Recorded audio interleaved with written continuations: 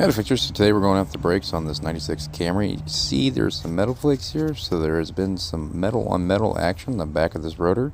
So we're going to take this top part of the caliper off first, and we're going to get our bolts loose. And there we got them loose here, and we're going to pull these out, and then we're going to depress our caliper piston, and then we're going to pull it out.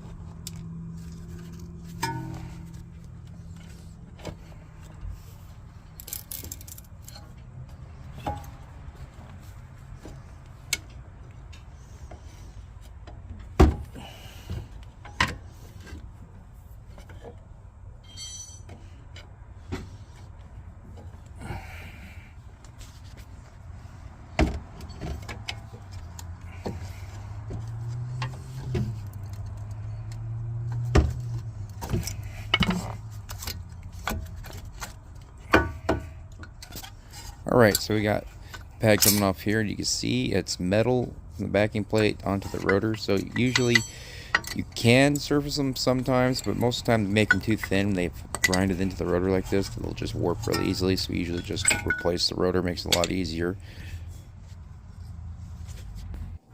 Alright, so a little further inspection. This is what the rotor looks like on the back. As you can see, it's dug into it quite a bit, and it'd be really hard to save it. So we're going to take our caliper mounting bracket off here, get it with our ratchet, break it loose, and then we're going to get it out of the way, and then we're going to try to take our rotor off.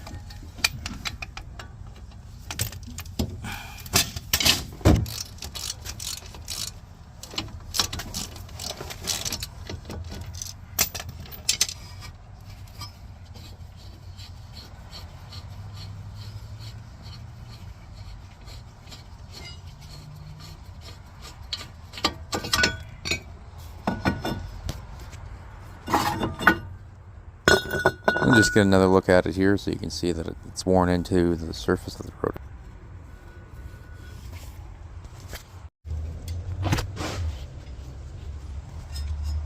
Okay, so our new rotor is in place, and I've taken our old, we didn't get any new hardware with our kit, so I just lubed up our sliding pins, I lubed up our mounting areas for our pads.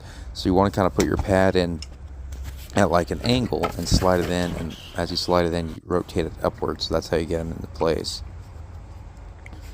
So this indicator here in the back, that always goes in the back because you don't want to indicate it in front because it won't allow your caliper to slide on correctly.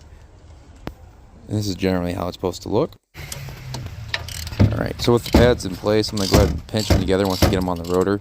And I'm going to tighten my nuts, my bolts here down for my caliper mounting bracket, and torque that to spec with a torque wrench. And then after that, I'm going to push my caliper back and then put it into place and tighten my bolts down. And I'm almost done with this side. Alright, so here I'm pushing my caliper back in order to make sure it's flush so I can get my new pads into the caliper. Alright, so here we have our caliper pressed flush.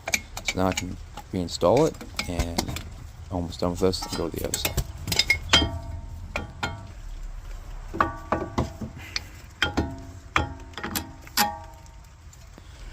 Alright, so I got my caliper slid back onto here. Shortly I'm going to put my bolts back on here, and then I'm going to tighten up the torque spec. And I'm going to show you what I did on the other side, just a quick little run through. So I got these loose, take these bolts off just like the other side, pull these pads out. As you can see, these pads aren't as bad, and they have these clips here that hold the pad into place. They keep them kind of like from riding on the pad all the time. They're like an anti-rattle, anti-squeak kind of thing. My pins, they feel great on this side. So what we're doing is we're going to bust these bolts loose, and we're also going to change the rotor because you always want to change both rotors. You never want to change one thing to one side because it can cause a power struggle between the two sides. One side can pull to the other, and it could give you issues when you're driving, and you don't want that. Alright, so now I'm going to take off my rotor. So I got the caliper mounting bracket out of the way, and got my new pads, got them all greased up just like I did on the other side. Got my caliper pushed back in, I got my rotor into place. So it's pretty quick and dirty here. We're going to do the exact same thing we did on the other side. Make sure our pins are good, tighten everything up, and we're done. So if you like what I'm doing for you, give me a like, give me a subscribe, and check out the next video. Fix are good. Be a fixer, fixer, fixer. Be your own, be your own, be your own.